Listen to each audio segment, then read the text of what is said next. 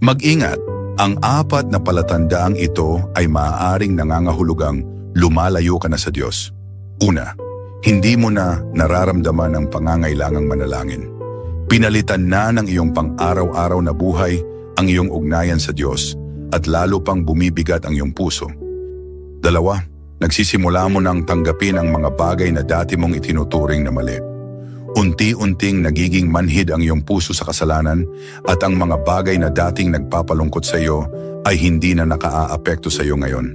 Tatlo, hindi ka na nauuhaw sa mga salita ng Diyos.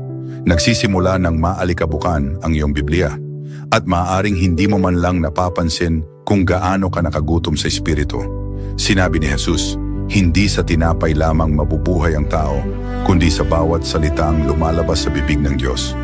Apat, naghahanap ka ng kapayapaan sa lahat ng dako maliban sa Diyos. Nawawala ka sa ingay ng mundo habang siya ay naghihintay sa iyo sa katahimikan. Sabi ng Diyos, manumbalik kayo sa akin, sabi ng Panginoon ng mga hukbo, at ako'y manunumbalik sa inyo. Marahil ay hindi mo napapansin na unti-unti ka nang lumalayo sa Diyos. Ngunit kung nakikita mo ang video na ito, nangangahulugan itong tinatawag ka ng Diyos na bumalik sa Kanya. Bumalik ka kahit paunti-unti lamang.